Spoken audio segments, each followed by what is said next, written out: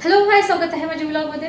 तर बघा, ज्यांच्या ज्यांच्या घरी मुलांचं लग्न होते ना, तर मग दोन प्रश्न असतात.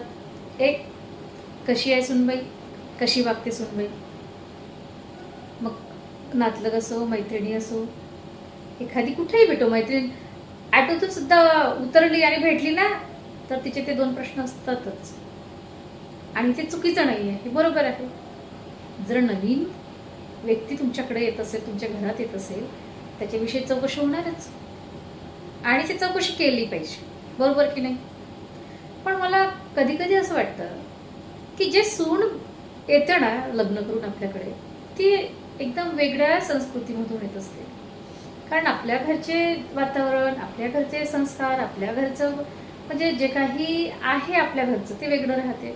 ते तिकडून येते, तिच्याकडलं पण तिचे संस्कार वेगळे, तिचं कल्चर वेगळं, तिचं राहणीमान वेगळं, खाणं येणं वेगळं, सगळ्याच्यात थोडा थोडा थोडा थोडा फार फरक असते आणि बदल असते.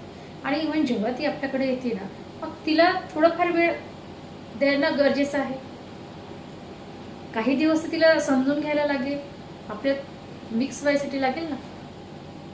हे पण कर्तव्य आहे, आपलं पण हे कर्तव्य आहे. पण मग येणारी सून आहे याचा अर्थ आपण वेळच वेळ द्यायचा, वेळच वेळ द्यायचा असं नाही. तिने पण समजून घेतलं पाहिजे, ती पण मिक्स झाली पाहिजे. आपण ज्या घरी आलो त्या घरातली व्यक्ती, घर हे आपलं आहे. मान सन्मान सुनेनं केलं पाहिजे. आणि सुनीकडनं काय अपेक्षा असते, एक तीच असते की आपल्या घरात आहे, तिने आपलं घर मांडलं पाहिजे, घरातल्या मोठ्यांना समजून घेतलं पाहिजे, मान सन्मान केला पाहिजे. हेच अपेक्षा असते, दुसरी कोणती असते. आणि आपलं पण कर्तव्य असते तिला पण समजून घेणे. तिच्या पण अडचणी असू शकतात, त्या जाणणे, त्या पण सॉल्व करणे, हे आपलं कर्तव्य आहे. तेव्हाच कुठं घरात आनंदाचं वातावरण राहतं.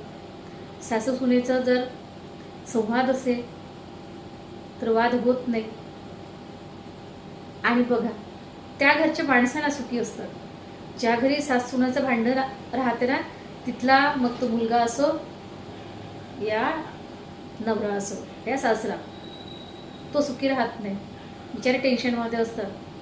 त्यामुळे सासू सुनेत संवाद असेल तर घर नक्की चांगलं राहतं, बरोबर की नाही.